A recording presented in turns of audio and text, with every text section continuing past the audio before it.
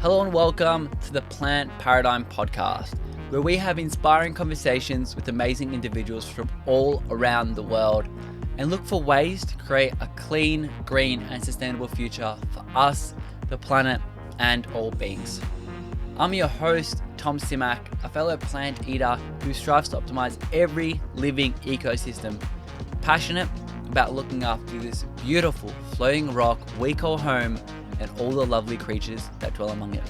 As I sit here in front of a microphone doing the intro, I am in front of a park, so you may hear some bird sounds in the background, but it is a quick reminder during this little podcast or video you are watching to get out in nature a little bit more, see that green, see those birds, that wildlife, and take a moment to just be grateful. And getting out is something that you can do in many ways, and one of them is riding a bike. And that's something our guest today is really good at. We are speaking with Sonya Looney. She's a keynote speaker, professional athlete, podcast host, and writer. Sonya is a huge advocate for the plant-based diet and a mental health warrior. She raced her mountain bike across the world in over 25 countries at the hardest endurance races in places like the Sahara Desert, Himalayas of Nepal, tropical jungles in Asia, the steeps of Mongolia, and the mountain ranges in Poland, and even became a world champion in 2015. She is a living destroyer of the saying, you can't be a top athlete on a plant-based diet. On this show, we debunk that myth time and time again over the years, but it's still amazing to see how people like Sonya have really crushed it. We'll be talking about mindset quite a lot today. Mindset is incredibly vital, and it's something we don't talk about a lot on the show, but at the end of the day, it is at the core of who we are, what we believe in, what we do, and why we do them. Amongst other things, mindset is really a vital point of our health. Yes, the diet is what we put in our body, and it allows us to function at hopefully an optimal level. But a lot of the times it's mind over matter. And Sonya definitely loves to talk about that, and the power of mindset, as we know and as athletes have to know, can make or break you, especially come race day. So I was really stoked to hear her perspective on the races that she has done, the mindset preparation on top of the training and physical exercise that she had to endure to go through that. Sonya is a new mum, and we talk about bringing up her son Bradley on a plant-based diet, how that conversation sparked, and what the feedback has been from the community at large, both vegan and non-vegan. And then of course, I couldn't let her go without talking about mountain biking, something she's incredibly popular for and what she's a world champion in. We talk about tips for beginners and intermediates and finding ways to do it so that you can love it and really embrace mountain biking or any sport of your choosing with complete confidence and safety and the right mentality to go about things. But with that being said, I hope you enjoy this conversation between Sonya and I'll see you on the other side. Sonya, welcome to the Plant Paradigm Podcast. How are you going? I'm stoked to be here. Very, very stoked to have you. How was your trip to Whistler? It was nice getting away, just my husband and I, to do the thing that we love the most. Adventures on our mountain bikes was pretty awesome. I actually haven't actually ever gone on a mountain bike, ever. So this will be a very interesting conversation asking you questions for someone who hasn't even explored on the trails. Are you still scared of because there's rocks, there's certain dangers involved. And when you're going on trails that you don't necessarily know, how aware do you have to be of what's coming up? Yeah, I think that's a great question. Like any skill, you shouldn't be afraid when you're riding your bike, because that means you're riding on a trail that's above your skill level. So a lot of times people think, you must be terrified riding these things. And if you're terrified, it just means that you shouldn't be out there on that particular trail. So basically when you start riding, you start on the easier trails and you'll develop balance and an understanding of how to start building that skill level. And then once you have a certain skill level, typically you're not afraid when you're riding your bike. Certainly accidents happen and you could have a crash, but I rarely crash on my bike anymore. And when I am working on expanding my skill level, I'll be a little bit nervous on things, but I don't ride something unless I'm 100% sure that I'm going to be able to do it. What's a trail that like, how do you know that something is above your skill level? I'm assuming there's some sort of online database that has like, this is for experts only or something like that. There are trail ratings, but trail ratings can vary even within a trail system. So that's basically a general guideline. But usually you can tell just by looking at something. Like even if you're out walking on the trail, if you looked at something on the trail and you thought, I don't know if I should be walking down that intuition, that feeling of, I don't know if I should be doing that, that's probably a sign that you probably shouldn't.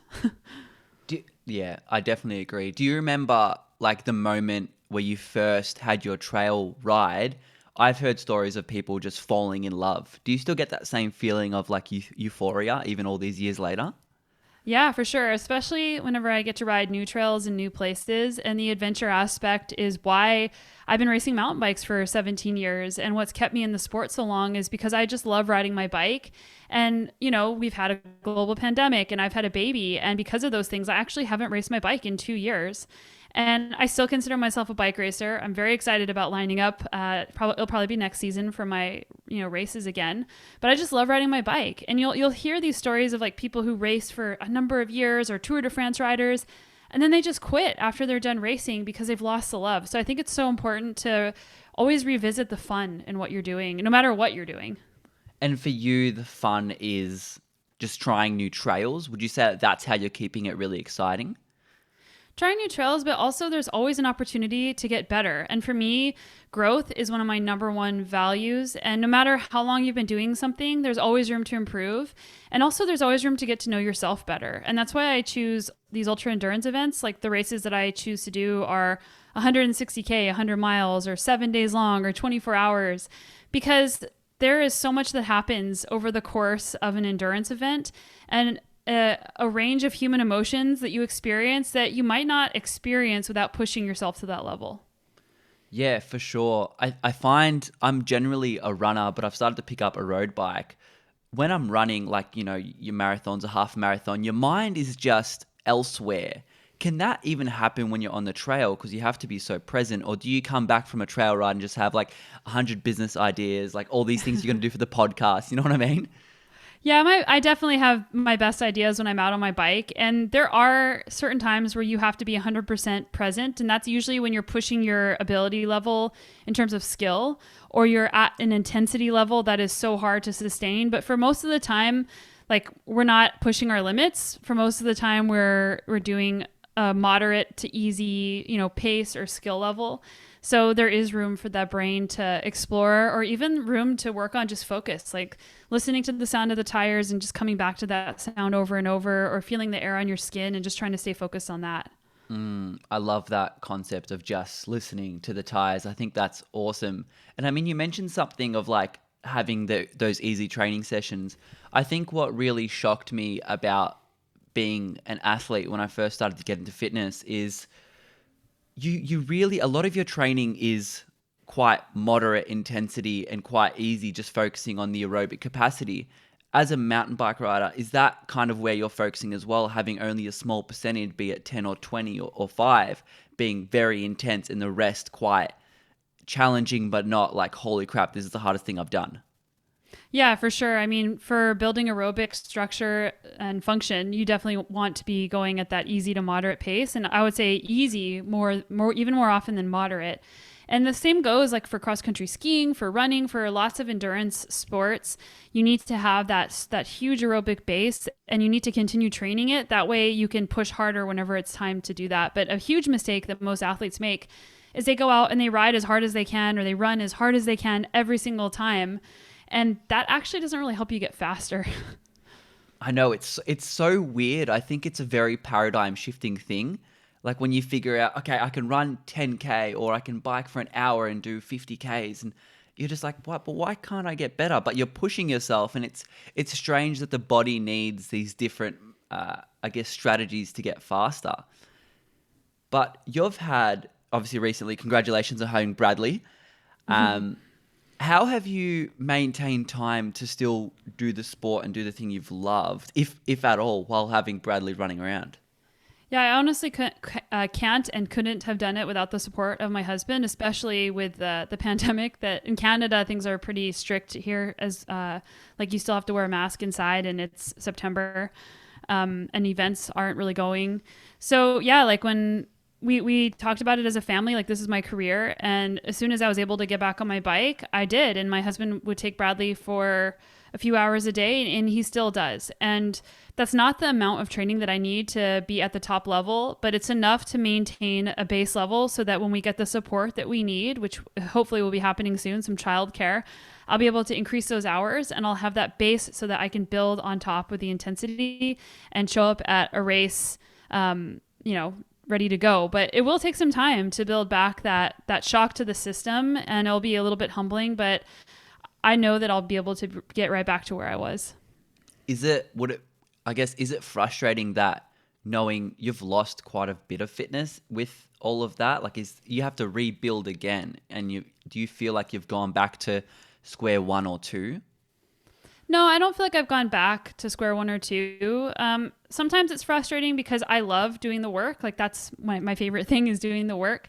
But I have so many other things going on in my life that bring me joy and identity. And I think that if I didn't do anything but ride my bike, it would be really hard to not be able to do that as much. But the break has also been really good for me. You know, like I've been doing this for a long time and it's made me appreciate it even more.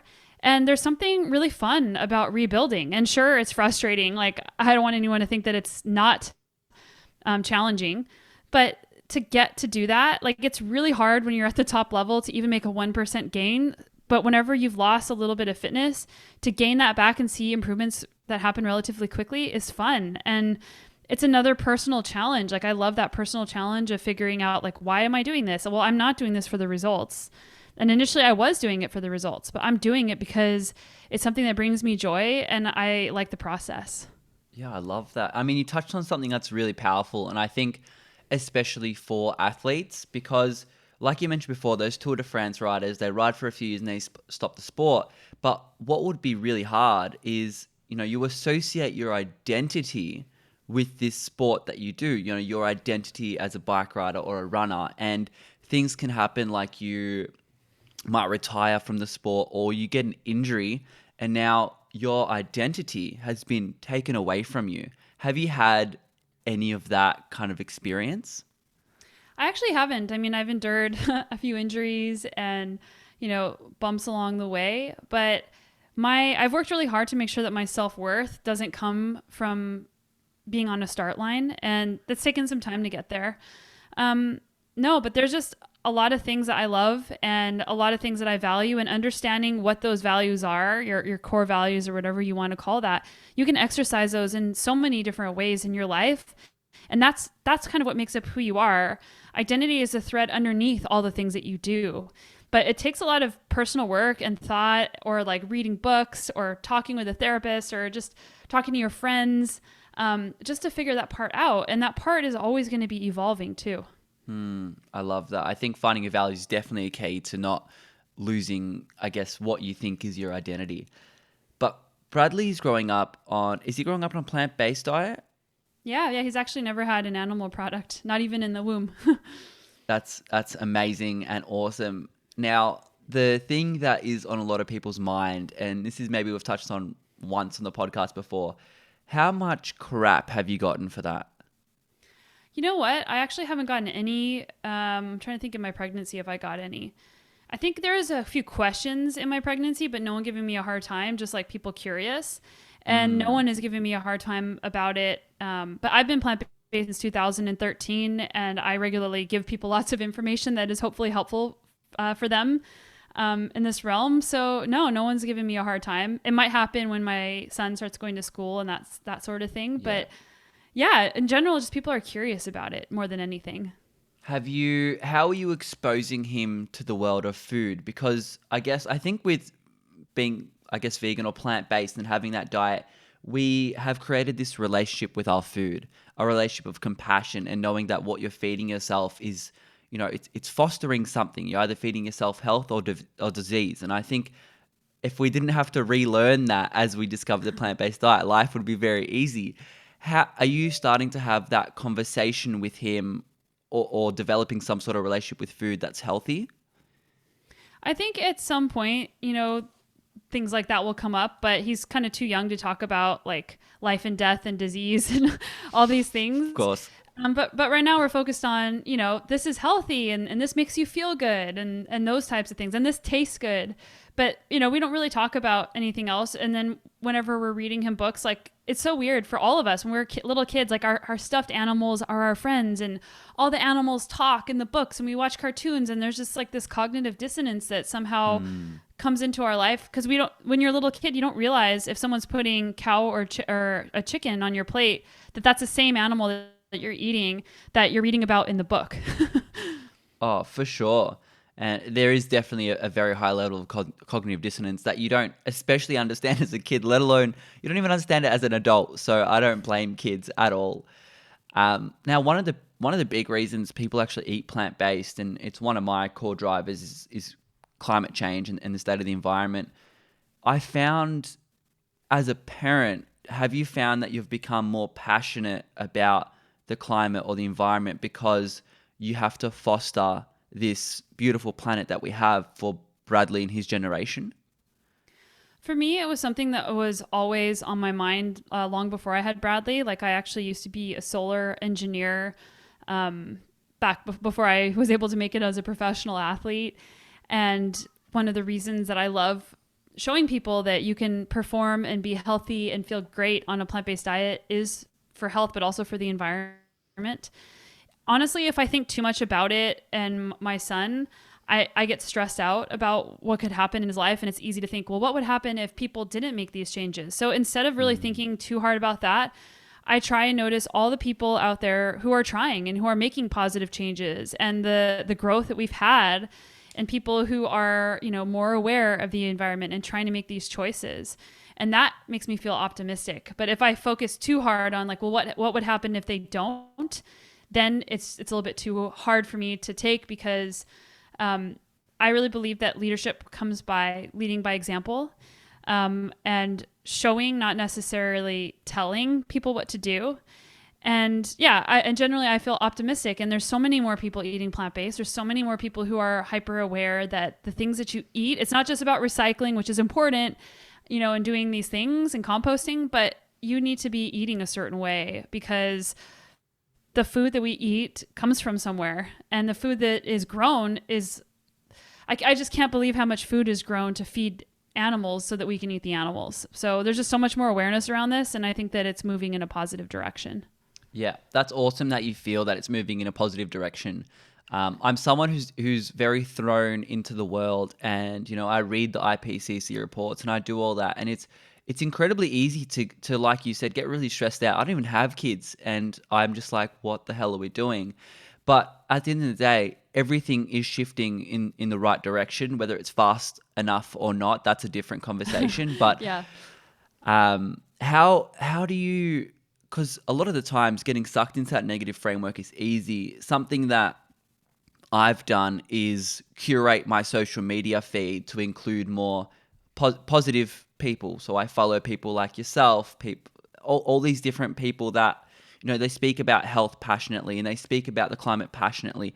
What else have you done to, I guess, foster this healthy and positive relationship with the planet and within yourself?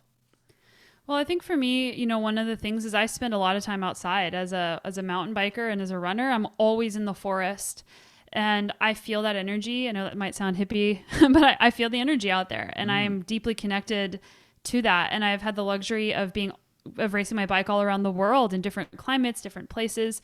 So I feel that. But in terms of, trying to be focused on the positive, it doesn't mean that a lot of people don't like the term positive thinking because they think that it means that you ignore all the other things going on and you don't acknowledge them. And it is important to acknowledge feelings of fear or anxiety or stress, but they don't have to become you. And, knowing that those feelings are there helps you frame things in a way so that you can have perspective, so that you can have appreciation for whenever things are going well. And there's a lot of things that you can do to train your mind so that you aren't so focused on negativity. And as humans, we are wired to have a negativity bias. That's why whenever we'll get 100 people say something nice about us and one person says something bad and you focus on the bad thing, it's to keep us safe. And that's what happened, way back when. It was just to help keep us safe. But now we're biased towards that. So it's being aware of that bias and then being sure that you're spending time focusing on your daily wins, or like that's why a gratitude practice works, is because when you start trying to look for those things that are going well in your life, then it just starts becoming the thing that you see everywhere. So it's just something that you have to work at every single day. And again, it doesn't mean ignoring all of the things that aren't going well, but it's how are you going to weight those things, and especially knowing that the hard things are going to be weighted unevenly compared to the good things. Oh, of course. And just, I think it comes down to, well, firstly, I want to address the fact that I think being out in a forest and feeling that connection isn't hippie. I don't know what it is, but it's fascinating because if you look at some of the most passionate ocean conservationists, they're all surfers. Like it's you create this connection with what you feel and your passion and your love. So I think there's something more than just you ride a lot of bikes, so you're passionate about the environment, because without the environment, there wouldn't be any trails. There's something about it, and we know that there's fresher air. We know that there's certain pheromones that these plant releases that affects us. So I'm going to call you out. It's not hippie. It's where it's at. Perfect. Yeah. And also, going back to that comment about cognitive dissonance, like if you never spend time in nature, then you really don't understand like what nature is. So yeah, I think it's really important. And then there's some really interesting research actually about depression and green space, and just simply viewing a green space out your window, or like I'm looking out the window now, I see like a beautiful cliff with moss on it and trees growing out. Not everybody has that luxury of looking out their window and seeing a beautiful nature, but even looking at a picture of nature actually decreases incidences of depression and helps people have coping. And so it's really interesting how that actually helps us. And something that I found so interesting about eating a plant-based diet is that everything sort of goes in a circle. Like if we treat the environment and we treat animals and we treat ourselves with respect, then things start working out for us. Like we're healthier because of it. The world is healthier because of it. The planet is healthier because of it. And if we do things that cause harm to others and to the planet, it ends up harming us too. So everything is so connected, and we often forget about that too. Oh, for sure. And it can be connected in the most subtle ways. Like if you think about people who, like, I was going for a walk yesterday, I see someone having a smoke and just littering that. And I'm thinking, I'm out here doing the best I can, and someone's just thrown a cigarette on the ground. And of course, that can instill a lot of frustration and anger. You're like, I just want to grab that person and just be like, what are you doing, mate? Come on. But I think, he might not be following, say, a plant-based diet. He might not feel good about himself. And so why should someone care about the planet when they don't feel good about themselves? So, having a plant-based diet offer this level of health and happiness and joy. Oh, I don't have to feel sluggish all the time. Oh, I can have energy as a 40-year-old or a 50-year-old or a 60-year-old or beyond. It offers a whole new perspective on the planet that I think is a very important point that you raised. Yeah, and also, you mentioned earlier, like surrounding yourself with positive people. Like if that person is somebody that is surrounding themselves with people who are littering and, have a negative mindset and don't take care of themselves, and that just becomes a norm to them. And something is like, to us, seeing someone throw a cigarette butt, it's like, oh my gosh, I can't believe they did that. But to them, it's like a zero because that's just the norm for them. So that's why it's so important to set a positive example for people like that, because they might not be exposed to it at all, and they might not even realize they're doing it half the time. It's almost become habitual. And I like that perspective because it makes you feel a lot more compassion, and you almost feel sorry for them, because if you're doing this, how do you treat yourself and your mind? And I guess it really almost forces you with perspective to be the bigger person. And when you have that compassion, that's when you can really lead by example. Like I think when we're talking about plant-based diets, it's hard for a vegan to have a lot of compassion for other people. Yes, for the animals is fine because the animals don't do anything bad, really. But having it for other people, I think, is a huge key in how we can drive change. Yeah, if you want to change the world, it's especially important to have compassion for people who have different viewpoints than you. And right now, like the world is so polarized and everything is so black and white for a lot of people. And it makes it really difficult to have conversations or even just like build a camaraderie. Even if somebody doesn't even move in the direction that you want them to move, it's just about trying to understand somebody. And sometimes when people just feel heard and understood, then they might be more willing to listen to what you have to say. But it's so easy when you're so passionate about something, or you're like, how could you be doing that? Like this is obvious to me. That person just might not be coming at it. They might not have the same education level as you. They might not have the same exposures and experiences in their life. And they might not just be that down the path as far as you, but maybe, someday they will be. And you're just one of the experiences they have that moves them in the right direction, even though it doesn't push them over the edge that day. Yeah, I love that. I think it really, and look, this is, I think, it's something you have to exercise a lot and practice a lot, because I'm still going to sometimes have those moments of judgment, like, come on, like, really? And I'm sure you do as well. But I think it's just like mindset. I mean, you talk about mindset a lot. Mindset isn't, you got a good mindset, like you're good, like you've won. It's something you have to always work on. Yeah, compassion doesn't mean that you don't have feelings or thoughts of judgment for somebody else. It's what you do with those judgments and thoughts, and how and if you act on them. That's where you can exercise compassion and try to understand where that person might be coming from. Yeah, I love it. Do you know, do you have the self-awareness of, I have a good mindset right now? Like, obviously, I just said you're never going to get to a spot, in my opinion, of the absolute pinnacle of mindset, like the God, like you are it. How do you know if you're on the right track to having a good mindset about whatever it is? Yeah, I think that's a good question, because it's not about getting to a point. Like, it's never about achieving some outcome. It's about daily actions, and it's about like trying to always be learning about yourself and asking yourself, like, hey, am I doing my best for what I have today? And what my best is today might be really different than what my best was 5 years ago or yesterday. And just showing up for yourself and giving yourself that chance, and then trying not to have judgment around it if you aren't as good as you were the day before. Like, there will be days where you feel like crap, and days where you are anxious, and where you're not going to be able to just ninja mindset yourself into, everything being all good. And that's okay too. Those are the most important learning points of tension and points of fear. Those are also a useful thing as long as they don't get too out of hand. Yeah, I mean, something that's really, I think, impactful for a lot of people, especially, I think, with athletes in particular, but I think with everyone, in my experience, is on some sort of scale. I'm wondering if you also experience, like, you've got all these national titles, all these amazing races that you've completed. Do you still have some level of imposter syndrome? Sure. Actually, when you say, oh, you've won the national titles, like I've been world champion, when I hear that, I'm like, there's like a weird like disconnect. Like, oh yeah, I did do that, but that's not me. Like, I did that, but that's not me. And Really? yeah. And I almost think that's a good thing that I believe that's not me, because it helps me stay connected to who I am instead of what I've achieved. I love that. But also, do you feel like that's not claiming what you've achieved, but it's also, in a way, you're not attached to that identity? Yeah, I mean, I have achieved those things, and I think it's good to celebrate your successes in the moment, and that's something that I've worked on.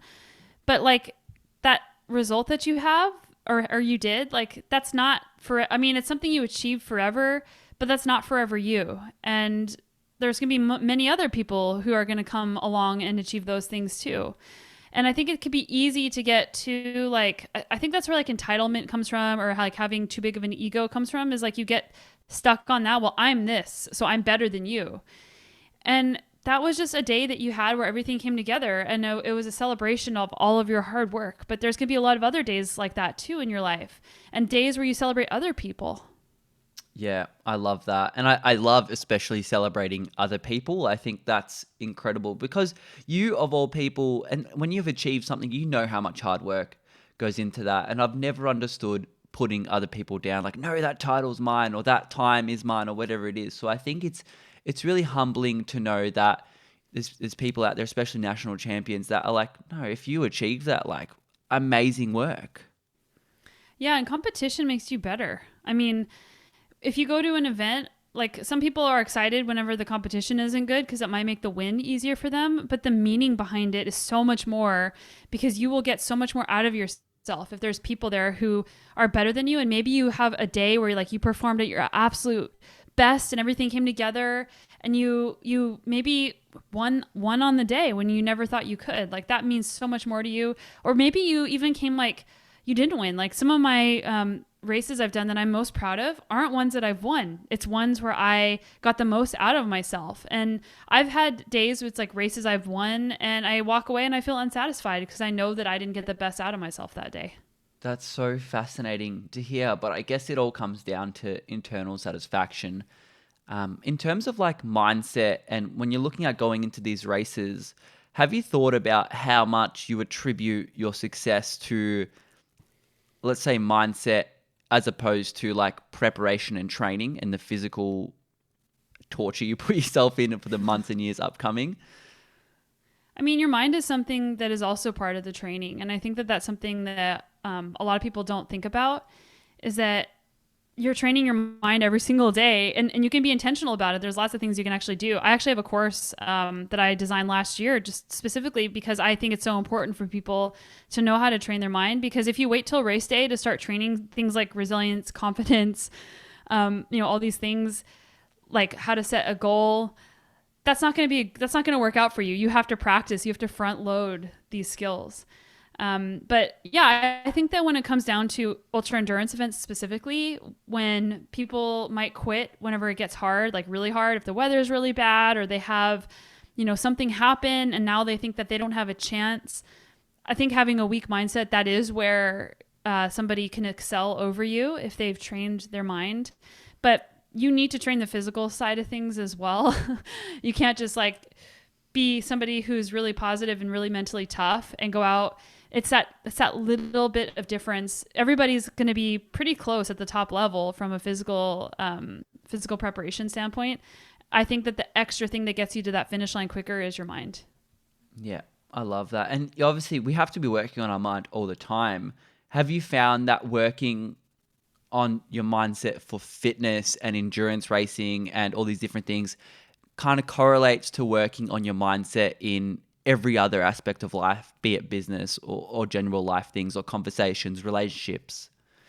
Yeah, I mean, I think that's why people love sports so much, is it's a microcosm for the rest of our life. And we build confidence and efficacy by looking back at the things that we did and saying like, I've done that, so now I feel like I'm capable of more. And I think that looking back at some of our physical pursuits can give us confidence in all these other areas of our lives. I love that. I think that's incredibly important because, everything has almost lessons within lessons and it's all kind of connected, much like food. And let's switch gears to food for a second. Are you generally subscribed to a whole foods plant-based diet? Yeah, for sure. I mean, there's the odd time where like I'll eat granola out of a box or whatever. But yeah, for the most part, we eat a whole foods plant-based diet. Occasionally I'll have like a treat or whatever, a plant-based treat. But yeah, I feel the best whenever I eat whole foods.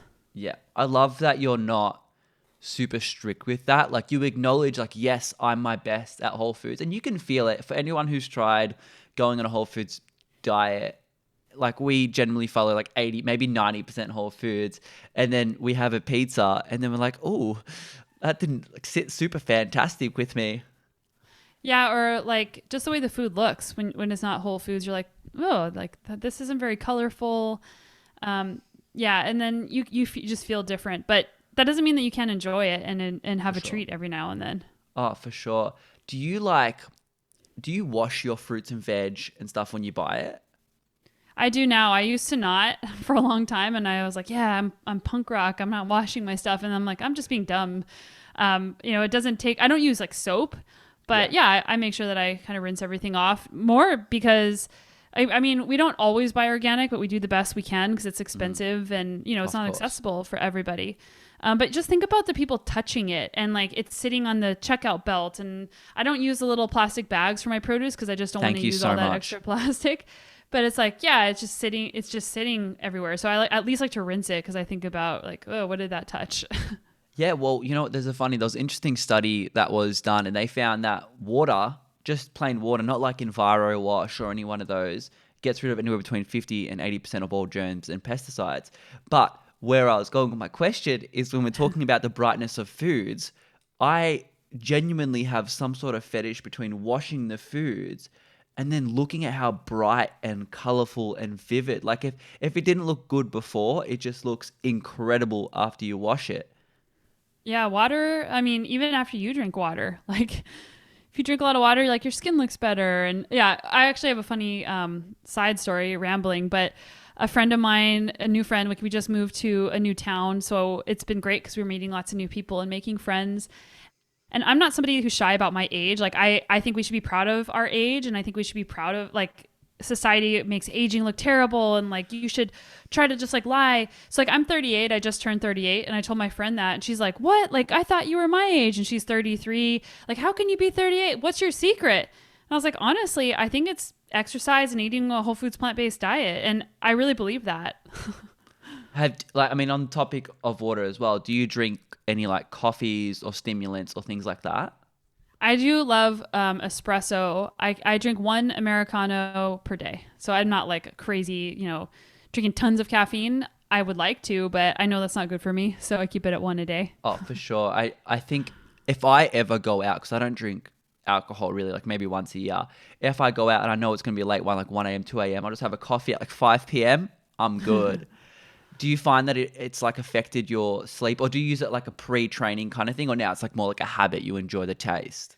It's something I just enjoy the taste. I drink it in the morning. There will be the odd time where I'll drink it before a workout if it's a really hard workout because caffeine is actually a legal ergogenic aid, and it actually does improve endurance performance. So sometimes I'll use caffeine to improve my performance, but generally I just really love the taste of a really nice coffee.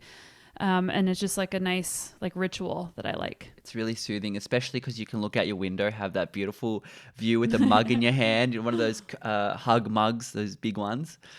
I was going to say, like, with coffee, what I find interesting is, especially when you said it's good for endurance, and like, I get it because when you look at like the gels, they always have like 50 micrograms of caffeine or whatever it is. But when I think about coffee, I'm thinking generally we know that there's a spike and we know that there's a drop. So I find it fascinating that it's good for endurance because you're going to spike. And if you drop and you're still working out, it's going to like really bum you out. Yeah, I haven't read the research recently as to how exactly it works. It was just I was reading about like how or the reason why it's an ergogenic aid. So like it decreases your perceived exertion and it helps free up more sugar in your blood. I did read that you need to keep slow dripping the caffeine into your system. You don't have to have a lot, but like those gels, like you can get caffeine free gels, and I usually use caffeine free gels in my training. But for race day, sometimes I'll use caffeinated gels, and it's like maybe one per hour. So you don't need a ton if you're going to use it for performance. Do you ever use gels for training? I do sometimes if I'm doing a harder workout. It's important to be training, like keeping your gut trained. Like if you're going to be eating these things in a race, you want to be eating them whenever you're out training because then your body's used to it. And a big mistake that people make with gels is they don't drink water with them. And you need to drink water to help digest it. Otherwise, it's going to your body will pull water out of your cells to digest to try to digest the sugar, and then that's going to severely dehydrate you. And I've had to learn that one the hard way. Oh no. Well, I guess I love that concept. Don't try anything new on race day. I think it's when I see people try new shoes on race day for like running, I'm like, what are you doing? It's too risky. Do you count like your macros or micros or amino acids or anything like that? No, I actually don't. I mean, I've done the odd check here and there. And when I've done it, it's like, yeah, everything looks really good. I just try and eat a whole foods plant-based diet. And whenever I do that, everything seems to work out just fine. I love that. I love how you can just trust, because I've recently started tracking on Chronometer just to see, because I've never tracked before. I'm like, I just want to see if I'm missing anything. And I Hmm. ate a kiwi and I put a kiwi and I'm like, my God, this fruit has everything I need. And it's strange how you think the perception, I think, for a lot of people is there's something missing in plants. And I was on an interview another day and I said, it's not that meat has something plants don't have. It's plants have something meat doesn't have, which is your things like polyphenols, and there's lots of nutrients that are so vital. Yeah, and I think the biggest mistake that people make when they're thinking about macros, or obviously people are worried about protein who are, trying to eat a plant based diet, as long as you're eating enough calories and you're eating a well-rounded, like if you're just eating salad all day, that's probably not going to work for you as an endurance athlete. But as long as you're eating like grains and legumes, like whole grains and legumes, and all these different delicious vegetables, and maybe you're having some soy products, like you're definitely going to be getting enough protein. It's when you don't eat enough calories or you're not eating a balanced diet that's not well planned, that's where you might not be getting enough of that. Yeah, totally agree. What other fields do you think people go really wrong at when looking at like health, training, or nutrition? I think people rely on supplements too much. I mean, there are certain supplements, especially if you're eating a plant based diet, that you need that aren't that big of a deal. I mean, people listening to this podcast probably already know them. B12, everybody pretty much, if you live north of Atlanta, you need vitamin D. And let's see, I take a marine based DHA because not everybody converts ALA to EPA and DHA well. But most of the stuff you can get from food. And even if plant-based or not, like I think people rely too heavily on supplements because they want to take a magic pill to make them feel better, when really it's the food that you eat. As long as you're eating high quality food, that's going to make you feel the best. Oh, for sure. I wonder if we're trained by like the pharmaceutical industry, because they've done a lot for humankind, I guess. If we're trained, because they sell everything as like a magic pill, and now supplements have kind of somehow entered that box of you need this, as opposed to a supplement is something that supplements a diet. Well, a pill is so much easier to take than actually doing the real work. And that's why a lot of times, like some doctors actually know that a whole foods plant based diet can help reverse certain diseases that their patients have. And I've actually asked these doctors, well, why don't you tell them? And they say, because I know they won't do it. I know that they would rather just take a pill because that's easier. But really, like taking a pill, it might seem easier in the moment, but there's so many different side effects that can happen. And it's not actually making you better. It's just masking your symptoms. I know. The band-aid approach is pretty hectic, and it's something that really plagues all of humanity, because we're just trained to we want the easy way, right? Yeah, and I mean, there are times where you do need to take supplements or you do need to take prescription drugs. I'm not saying that you should never take those things, but oftentimes we default to that before we say, hey, like, what else can I do? Yeah, absolutely. Is there something that you used to do, like on the early days, maybe in your training or in your career, that you were doing? You're like, this is the best thing for me, and then later you looked at yourself and you're like, why in the world would I do that? Yeah, I think I used to overtrain. And I think that this is a huge thing that happens for most endurance athletes. Like, I don't think that endurance athletes, even at the elite level, need to train as many hours as they think. And whenever now that you can like see if people are uploading their workouts on like Strava or whatever, people see other people, doing 15 hours a week, 20 hours a week, 25 hours a week, and then they think that they need to do that too. And there are certain times where you do need to do bigger volume, but generally I think that people don't need to train quite as many hours as they're doing. And I train less hours than I used to. And I actually got faster when I started doing that. And I had people sending me messages like, hey, how come you don't train like as much as some of the other people? And it's not about quantity, it's about quality of the training. Some people actually do have the bandwidth it's about stress and recovery. So like if you can recover from those efforts and you have the time and you also find the joy in putting in those types of hours, then that's great. But most people don't have the bandwidth in their lives. They have other things going on in their life, or maybe just from a physiological perspective, they can't recover from that type of thing. So that's actually going to make you slower if you can't recover. But a lot of times it's like, if I'm doing lots of hours, then I'm a good athlete, I'm a good person. And that's not going to really be the right gauge of that. But a lot of times we feel that way. Oh, for sure. And I think it also comes with the glorification of, I guess, the hustle culture, or like, I work 100-hour weeks. Like I forgot to sleep for Yeah. 3 days. Like I think it's comes down to like comparing yourself to other people. especially as an athlete, because if you've been training for a year and you're comparing yourself to someone who's been training for 10 years, it's like you're literally setting yourself up for failure. Yeah, there's a quote I like. It's don't compare your start to someone else's middle. But I also would say don't compare your middle to somebody else's middle because you have no idea where they came from, what they've done their entire life leading up to that. Like, just do your best and focus on you and focus on making yourself happy. And somebody else's success shouldn't take away from your own happiness.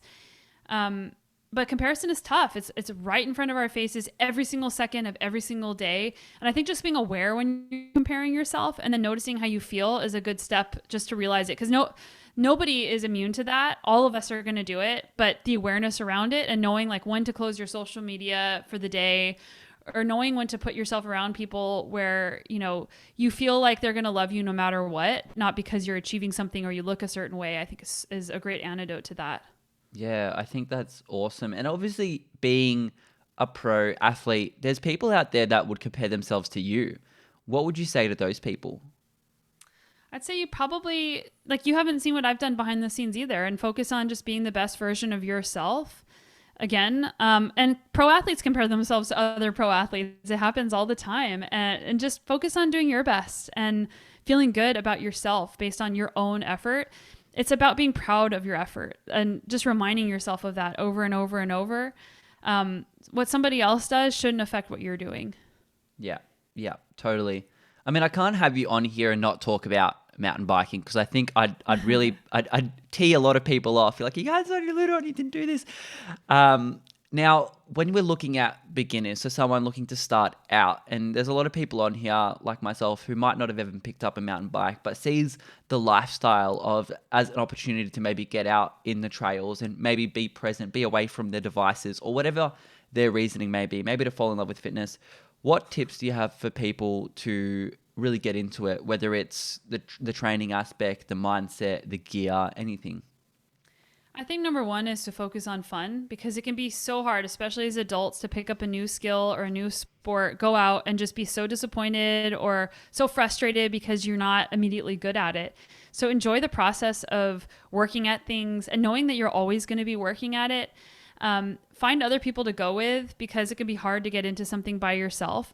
It's also expensive. Like there are places where you can rent bikes and there are places in other countries actually that provide, especially third world countries, that can provide access to things like this. And there's a organization called World Ride that actually helps women get access to bikes in these third world countries. But anyway, yeah, just go to your local bike shop, or if you see somebody out on the trail, or your neighbor, just ask them and go with them and just have fun. But make sure that the person you're going with isn't there to show off, because a lot of times you'll go ride with somebody and they'll just go ride as hard as they can and they leave you in the dust, and that's really not fun. That happened to me the first time that I went mountain biking. So yeah, just make sure that you go on a no drop ride. No drop means nobody gets left behind, and just try to have fun and look at the adventure, and just know that you're going to get better no matter what if you keep showing up. I love that. I think it's important to definitely look into the fun because, we talk about sustainability with the environment and with our diet, but it definitely comes to what you're doing as a sport as well. Yeah, and I think it's so important to explore curiosity. Like, I didn't grow up mountain biking. I started mountain biking when I was I thought you were born and then from the womb you brought your own mountain bike that you had crafted in there. No, I started mountain biking when I was 20. And if I had never had that curiosity and just explored that curiosity, my life would look completely different. Like I've been able to race in 25 plus countries. I've been a world champion. I've been national champion multiple times. Like I've made relationships that I never, just my life. I met my husband through mountain biking. Like it doesn't have to be mountain biking, but if there's something that you're curious about that you want to try and you're too afraid because you don't know what's going to happen, or you might get hurt or whatever the reason, like that thing that you might just be curious about could change your life completely. So explore your curiosities. Yeah, I totally love that. What is it like now? That's like the beginner side of things. What would you say it takes to be a pro athlete in your field? It takes consistency and showing up for yourself, but also I think that something that doesn't get talked about very often is learning how to deal with setbacks and losses, because it can be so easy to show, a lot of people will show potential right away. And then there's all this buzz about how great this person's going to be. And then they end up quitting because they don't quote, get these results right away because it's hard. And there's going to be years where you might be doing amazing. And then there's going to be years where you're not doing as amazing. And it's important in those years not to give up, and to just keep showing up for yourself and having compassion for yourself. And one way to do that is to stop focusing so much on yourself. So like learning how to help other people on their journey will help you get out of your own head, and it might help you get even faster. Yeah. And then like what other trainings did you do to do that? Because obviously a pro athlete and yourself, I'm assuming you don't bike ride. Like there's other concepts of what you need to do to be a healthy individual. What other trainings do you do, I guess? Yeah. Yeah, I mean, it depends on the person and what type of season. Like a lot of people like to get into the gym. I don't really like to do that, but I'll do like body weight, mobility work, that kind of thing. Recently, I've started trail running a lot. So this has been something that it took a lot of courage to explore. This is a curiosity that I have because I actually started as a runner before I was a mountain biker, and I ran a marathon when I was 18 and 19. Wow. And I kind of missed that. So I thought I'm going to get a trail running coach. And so now I actually trail run 3 to 4 days a week. And that's actually helped my cycling. It's helped mentally keep the sport fresh and remind me how much I love mountain biking. But it's also made me stronger on my bike. And it was really scary to not ride my bike 6 days a week and to try something different with my training. But it's going well so far. Oh, that's awesome how you took the plunge, because I think for a lot of, especially yourself, having done mountain biking for so long, it's like, what would my life be like if I didn't train 6 days a week and I tried something new? Like, were you scared that you were going to lose some of the technical or physical skills involved with biking if you started running? I wasn't worried about the technical skills, but I was worried like, what if I, lose the endurance, the specific endurance for the bike? But that hasn't happened. If I had a huge event coming up, I would be shifting into more on the bike for probably like 3 to 4 weeks leading into the event. But it's been great having this other sport that I'm doing and a different community that I can plug into. And it's helped keep the bike fresh for me. Do you find that one is harder than the other? Well, something that you haven't been doing as much is going to feel harder. Like trail running feels harder because I'm not as good at it. And where I live, it's incredibly technical. So I've had some pretty good falls. And with trail running, you don't have time, like especially here, you don't have time to put your hands out when you fall. You're just like bam on the ground. So that's been hard. But it's also been fun because the downhill trail running here, it's like a completely different sport. And getting to learn those technical skills and build up on that, just like I did on my mountain bike. Like you asked at the beginning, like, how do you know if something's too hard? I was like, trail running, if I look at like basically a huge rock slab down the side of a mountain, I know I'm probably not ready to run down that. But I can work on smaller things so that one day I can be ready to do that. And to see that kind of improvement is really fun too. Yeah. Yeah. I love how you can really just take the plunge into another sport, which is something I think a lot of people need to do more, especially when it comes to sustainable fitness. Like you touched on before, just having that fun aspect and keeping it fresh is really important. How would you define what a healthy person is? I mean, I think that's going to look different for everybody, but like I'm a health coach as well. Like I went to did some university level graduate training last year to become a health coach. And there's actually a board certification I'm working towards. So I'm excited about that. But health is so much more than just eat, sleep, and exercise. It's about your relationships. It's about your personal environment. It's about a connection to something bigger than you. So just like even looking at yourself and with curiosity and excitement, and just analyzing different areas of your life, saying like, hey, how do I feel here? And how can I improve that? Like if you're just always kind of looking, accepting who you are today, but also looking for ways to optimize. I just want to make sure that it's not like you're never enough and you always have to be getting better. It's like you are enough with who you are today and you're awesome for who you are today. But exploring yourself is one of the best journeys and it's something that never ends. So I think that health comes with exploration and also surrounding yourself with really great people. Yeah, I'm gonna withdraw a bit more wisdom from you with this last question as we're coming to the tail end. I like to leave people with a bit of a chance to speak their mind, and in this kind of format of their words of wisdom. It could be something about what we talked about today. It could be something completely off the track, pun intended. But the platform is all yours to speak your mind, Sonya.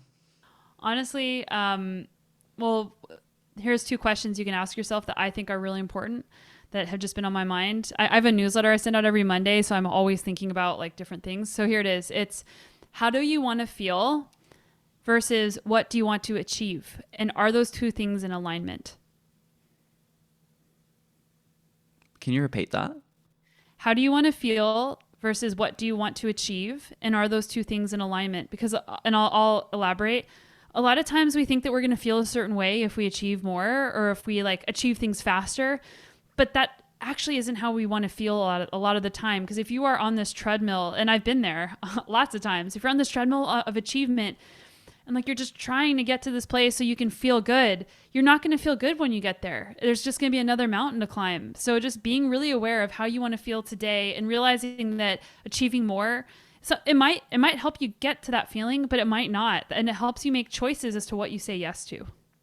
Yeah, I think that's a great way to kind of lessen your almost sadness or feeling of insecurity or not enough, because you're congruent with your values, what you want, and you're not setting yourself up for unrealistic expectations of I'll only be happy when, that kind of thing. Yeah, and you are loved and you are lovable regardless of what you achieve. And that's something I always have to work on. I grew up feeling like if I wasn't achieving something, then I wasn't lovable. So just always reminding yourself that you are perfect the way that you are and you are lovable and achieve like the people that are important in your life. Like if you do something that's impressive, that shouldn't change how much they love you. Yeah, absolutely. Totally agree.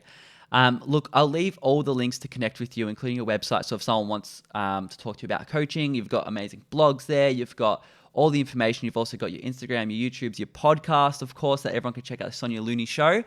I like to finish all my episodes with a bit of a thank you based on how this conversation went and meeting you and whatnot. And for you, you're someone who's very congruent and consistent, much like your training. I think a lot of the time in this world, we can meet people that are not very, like they speak a lot, but they don't walk the talk. And I think with you, I really appreciate the fact that you're straightforward, but you're not misleading people to a point where saying you should do this, but I'm not going to do it because I am of a superior level or whatever that complex may be. So, I thank you for being not only that congruent person and being authentic, but also for going out there and talking about the plant-based diet and how that impacts performance. I know you've been interviewed a lot, and just helping people transition to a plant-based diet can really change the environment in which we're in. It could change the state of the current climate emergency. It can change the future generation that we leave this planet to. So I really thank you for being outspoken and being a figure in that space that is influencing people to make better choices about their health. And of course, I thank you for coming on and sharing your words of wisdom to the Plant Paradigm community. Well, my pleasure. Thanks so much for having me. Hi there. Welcome to the end of the episode. Thank you for listening the whole way through. I really appreciate it. Thank you once again to Sonya for coming on and sharing this conversation. I think it's incredibly important, and I took a lot away from it, especially the mindset. At the end of the day, it is the core of who we are, and we need to make sure we're taking care of that. We, on the show, we love to eat a great diet. Whole foods, plant-based, that's very, very clean. We love to exercise, but it's time to not forget to exercise our mindset and make sure that we're working it out, make sure we believe in ourselves so that we can do whatever we want. And so, to sum it up, mindset matters. If you got value out of this episode, one of the best ways you can help is by sharing it around to your friends, family members, other athletes, be them plant-based or not. If you want to hear more from Sonya, I've left all the ways to connect with her in the show notes below. And of course, I've left all the ways you can connect with us. If you'd like a monthly newsletter with all the new things happening in the plant-based world and this podcast, feel free to jump over to our website, theplantparadigm.com, leaving your name and email address, and you'll get that email once a month. No spam, purely information on the environment and how we can help it, including things about veganism, health, science, new documentaries we're watching, and everything in between. But that is all from me today. I'll see you guys on the next episode. Stay happy, eat plants, peace.